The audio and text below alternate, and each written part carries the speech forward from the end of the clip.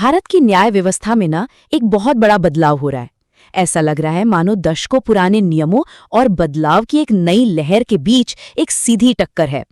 और इस पूरी कहानी के केंद्र में हैं दो बड़े आपस में जुड़े हुए सवाल। तो सवाल यही उठता है कि क्या भारत का जस्टिस सिस्टम वाकई अपने सबसे बड़े बदलाव के दौर से गुजर रहा है? अब देखिए, इस बदलाव की जरूरत आखिर है क्यों? इसका जवाब ना इस एक नंबर में छिपा है, 5 करोड़। जी हाँ, सही सुना। भारतीय अदालतों में 5 करोड़ से भी ज्यादा मामले अटके हुए हैं। ये सिर्फ एक आंकड़ा नहीं है, ये वो बोझ है जिसने दशकों से न्याय की रफ्तार पर जैसे ब्रेक लगा रखा है। तो फिर इस नए चैप्टर को लिख कौन रहा है? ये हैं भारत के 53वें चीफ जस्टिस, जस्टिस सूर्यकांत। और उनके पद संभालते ही ऐसा लगा मानो किसी ने हमारी न्याय व्यवस्था के पुराने सिस्टम पर रिफ्रेश बटन दबा दिया हो।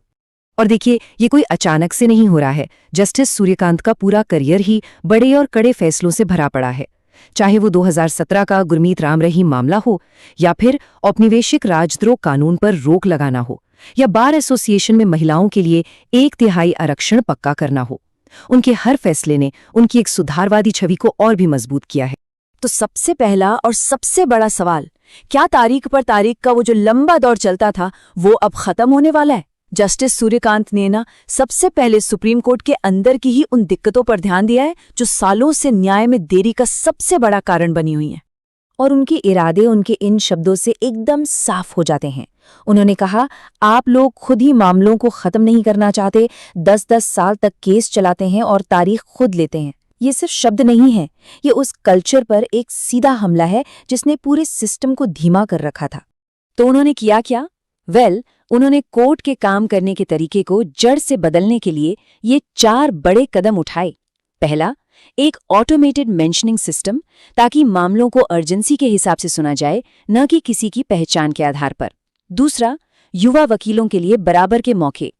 तीसरा, एक पारदर्शी मेंशनिंग प्रोफार्मा। और चौथा, अनिवार्य डिफेक्ट फ्री फाइलिंग, ताकि कोई भी केस अधूरी जानकारी के साथ शुरू ही न हो सके।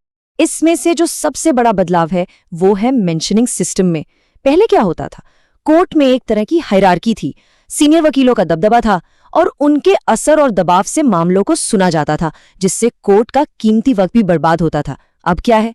अब सिस्टम ऑटोमेटेड है और एकदम पारदर्शी। सबके लिए बराबर के मौके हैं और सिर्फ उन्हीं मामलों को प्राथमिकता दी जाती है जिनमें सच में तत्काल सुनवाई की जरूरत है। तो इन सभी सुधारों का एक ही मकसद है, तारीख पर तारीख वाले सिस्टम को खत्म करना और न्याय को तेज और असरदार बनाना। लेकिन सवाल यह है कि क्या कोर्ट सिर्फ अपनी रफ्तार बदल रहा है या समाज से जुड़े बड़े सवालों पर अपनी सोच भी?